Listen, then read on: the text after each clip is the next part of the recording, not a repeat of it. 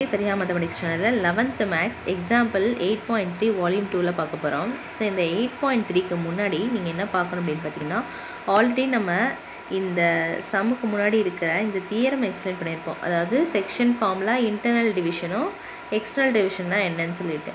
இப்போ இந்த internal டிவிஷனுடைய formula இதை நான் ஆல்ரெடி எக்ஸ்பிளைன் பண்ணிவிட்டேன். அந்த வீடியோ நீங்கள் போய் பார்த்துக்குங்க. இப்போ பார்த்தீங்கன்னா இந்த ஓபி வெக்டரோட வேல்யூ என்ன? ஓபி வெக்டருங்கிறது பொசிஷன் வெக்டர், சரியா? இப்போ இதனுடைய வேல்யூ என்ன? இப்போ வந்து என்ன சொல்கிறாங்கன்னா ஏ அண்ட் பி அப்படிங்கிற ரெண்டு பாயிண்ட் இருக்குது. அப்போ பிங்கிற பாயிண்ட் வந்து லைன் செக்மெண்ட்டை டிவைட் பண்ணுது. இங்கே பாருங்கள், இந்த ஒரு லைன் செக்மெண்ட்டை பிங்கிற பாயிண்ட் வந்து ஏபி அப்படிங்கிற ஒரு லைன் செக்மெண்ட்டை MS/N ரேஷியோக்கு டிவைட் பண்ணுது. இன்டர்னலாக டிவைட் பண்ணுதுன்னா இதுதான் அந்த ஃபார்முலா. இதுவே எக்ஸ்டர்னலாக டிவைட் பண்ணுது அப்படின்னா நமக்கு இதுதான் அந்த ஃபார்முலா, சரியா? இப்போ நம்ம எக்ஸாம்பிள் 8.3 பார்ப்போம்.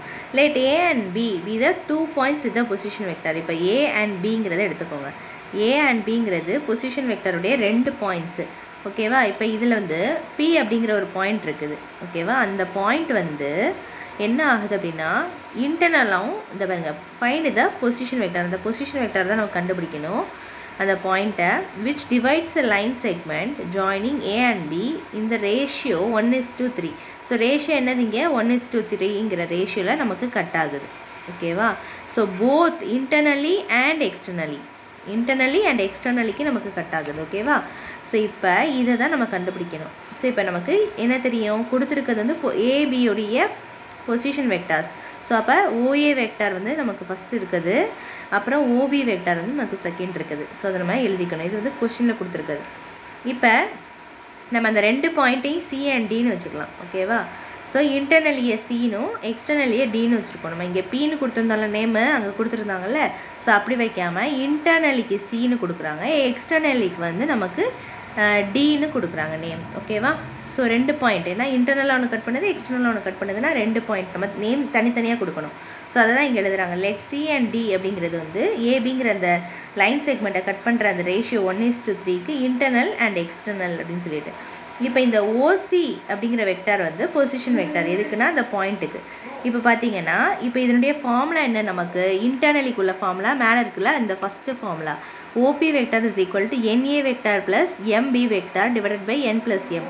ஸோ இதுதான் அந்த ஃபார்முலா. இப்போ நான் இந்த ஃபார்முலாவில் இப்போ நமக்கு என்னன்னா என்ன, எம்னா என்னன்னு ஃபஸ்ட்டு நமக்கு தெரியணும். இப்போ இந்த 1:3 அப்படிங்கிற இந்த ரேஷியோ இருக்குல்ல, இந்த ரேஷியோ தான் நம்ம என்னது M:Nன்னு வச்சுக்கணும். அப்போ எம்மோட வேல்யூ வந்து 1, என்னோட வேல்யூ வந்து 3.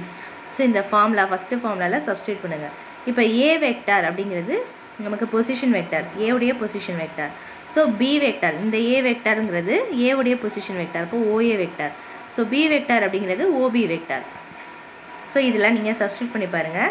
இப்போ 3 இன்ட்டு அந்த ஃபார்முலாவில் பாருங்கள், NA வெக்டாராக ஃபஸ்ட்டு நமக்கு ஃபார்முலா.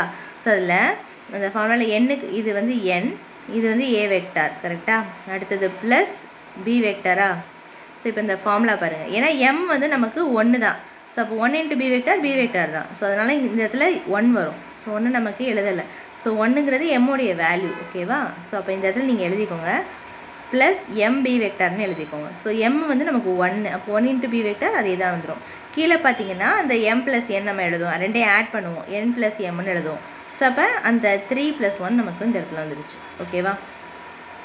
இப்போ இந்த ஸ்டெப்பில் OA வெக்டார் நமக்கு தெரியும், கொஷினில் கொடுத்த வேல்யூ தான் சப்ஸ்டியூட் பண்ணணும். அதே மாதிரி பி வெக்டாரை சப்ஸ்டியூட் பண்ணுவோம், ஏ வெக்டாரை இங்கே சப்ஸ்டியூட் பண்ணுறோம். சப்ஸ்டியூட் பண்ணிவிட்டு அதுக்கப்புறம் என்ன பண்ணுறோம், இதை வந்து சிம்பிளிஃபிகேஷன் பண்ணணும், ஓகேவா? இப்போ நான் இதை காட்டுறேன் பாருங்கள். சிம்பிளிஃபிகேஷன் எப்படி பண்ணணும்? ஃபஸ்ட்டு நம்ம இதை உள்ளே மல்டிப்ளை பண்ணிக்கணும் 3. அப்போ நமக்கு 6A வெக்டார் ப்ளஸ் இதை நம்ம மல்டிப்ளை பண்ணோம்னா 12B வெக்டார். இங்கே எதுவுமே இல்லை, ஸோ அப்படி எழுதிக்கலாம். 2A vector minus 8B vector. So இப்போ ஏ வெக்டாரை சிம்பிளிஃபை பண்ணுங்கள். அப்போ 8A வெக்டார்.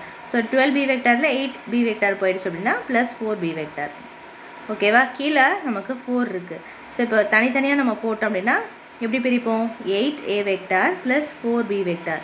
ஸோ ரெண்டுத்துலேயுமே காமன் அப்படி இருக்குது, 4 இருக்குது. அப்போ எடுத்துட்டோம் அப்படின்னா 2A வெக்டார் ப்ளஸ் 4 நம்ம வெளில எடுக்கும்போது இங்கே வந்து வெறும் 1B வெக்டார் தான் இருக்குது. அப்போ வெறும் B வெக்டார் எழுதிக்கலாம். இப்போ கீழே நமக்கு 4 இருக்குது, 4ஆல் கேன்சல் ஆகிடும். அப்போ வெறும் 2A vector plus B vector. So அதுதான் நமக்கு இந்த இடத்துல வந்திருக்கு. புரிஞ்சுதா? இப்போ அடுத்தது பார்த்திங்கன்னா நமக்கு இதே மாதிரி OD வெக்டார். ஸோ OD வெக்டாருக்கு நமக்கு எக்ஸ்டர்னலுக்கு இந்த ஃபார்முலா போடணும். ஸோ இந்த ஃபார்முலாக்கு இந்த ஃபார்முலாக்கு நடுவில் அந்த ப்ளஸ் அண்ட் மைனஸ் மட்டும் தான் டிஃப்ரெண்ட்டு.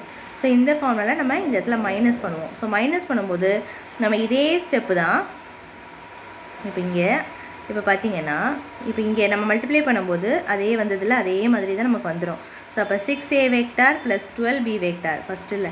ரெண்டாவது வந்து மைனஸ் ப்ளஸ் இருந்தால் நம்ம அப்படியே ப்ராக்கெட் ரிமூவ் பண்ணிடுவோம். மைனஸ் இருந்ததுன்னா அந்த மைனஸ் வந்து உள்ளே மல்டிப்ளை பண்ணணும். அப்போ நமக்கு என்ன வரும், -2a vector minus minus plus 8b வெக்டார்னு வந்துடும். இப்போ 6லேருந்து 2 போயிடுச்சுன்னா 4a வெக்டார். அதே மாதிரி 12bயில் 8 ஆட் பண்ணணும். ஆட் பண்ணால் நமக்கு 20b வெக்டார்.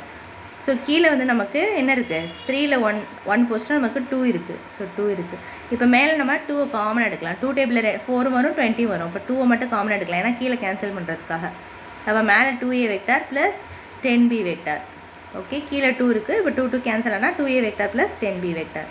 ஸோ அவ்வளோதான். ஸோ இப்போ இதில் ரொம்ப முக்கியமாக நீங்கள் பார்க்க வேண்டியது அந்த எக்ஸ்டர்னலி ஃபார்முலா, இன்டர்னலி ஃபார்முலா. இப்போ m/n என்னது, அந்த ரேஷியோ தான் m/n. இதுதான் m/n. இது வந்து OA வெக்டார், இது வந்து OB வெக்டார் கொஷினில் கொடுத்துருக்குது. ஸோ இது எல்லாத்தையும் நம்ம சப்ஸ்டியூட் பண்ணணும். OA vector is nothing but A vector. ஃபார்முலாவில் A வெக்டார்னு இருக்கும், B வெக்டார்னு இருக்கும். ஓகேவா? ஸோ இதுதான் இந்த சம்மோடைய ஃபார்முலா, 2 ஃபார்முலா. ஓகே, ஸோ இந்த வீடியோ பிடிச்சிருந்தால் லைக் பண்ணிவிட்டு உங்கள் ஃப்ரெண்ட்ஸ் கூடயும் ஷேர் பண்ணிக்கோங்க. மறக்காம சேனலை சப்ஸ்கிரைப் பண்ணிக்கோங்க. தேங்க்ஸ் ஃபார் வாட்சிங்.